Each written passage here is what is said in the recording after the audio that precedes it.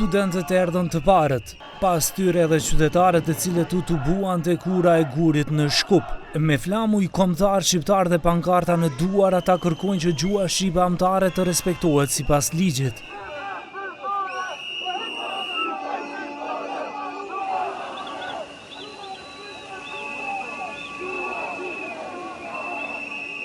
Nuk dua t'ja di pse heqtin, për shkak se nuk kanë as arsye, po mendoj se nuk do heqtin dhe do zbatohet ligji me protestën e dytë që dolëm tash. Mendoj se nuk ka nevojë të protestojmë për shkak se do zbatohet ligji, është e sigurt, edhe nuk besoj se është e konvenueshme edhe për shtetin që ardhmëria e shtetit të dalë në protestë për treti herë. Nëse ka nevojë ne do dalim, ne nuk e kemi mendjen të dorëzohemi. Nga qytete tjera protestuesit erdhën në formë të organizuar, ndonse me vonesë arritën të vinë në protestën studentore, të cilët kërkojnë zbatimin e gjuhës shqipe në të gjitha institucionet e vendit. Padrejtësia shifet gjithkund, edhe vjen shumë mirë që përkraja për studentët nuk është vetëm nga Maqedonia, po është edhe nga Kosova dhe nga Shqipëria, edhe mendoj që është koha të vetëdijsohen udhëhersat, të vetëdijsohet pushteti dhe t'ju jep atë që e kërkojnë dhe atë që e meritojnë shqiptarët që jetojnë në Maqedoni. Asgjë më shumë, asgjë më pak, me studentët deri në fund. Kjo studente thot se hasi në vështirësi në jetën e përditshme për cënimin e së drejtës së gjuhës së folur dhe të shkruar amtare. Protesta e dytë që u mbajt sot pati jehon edhe më gjithë përfshirëse.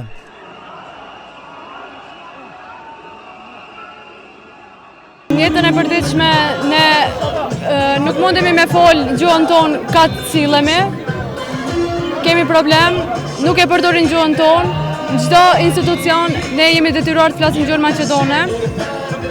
Duam që të folet edhe gjuha jonë. Mos kemi frikë të jemi në një institucion se nuk do të mundemi të merremi vesh. Protestës ju bashkangjitën edhe studentët nga Tirana dhe Prishtina, ndonse grupi nga Shqipëria dhe Kosova hasën në vonesa të shumta shkaku i rënjes së sistemit kufitar në përpikat hyrëse, pastaj edhe në përpikat pagesore, por ata sërish arritën të bashkangjitën protestës, marshi së cilës nisi një orë me vonesë.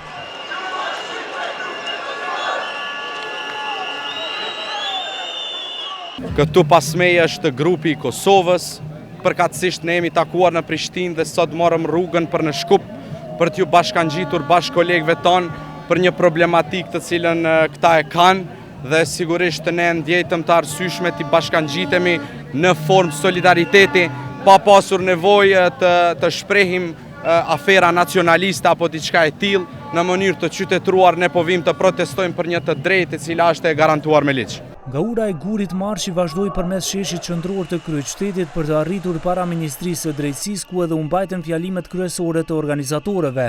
Ata kërkuan dorëheqjen e ministrit Filkov, i cili thotë se provimi i jurisprudencës nuk duhet dhënë në gjuhën shqipe.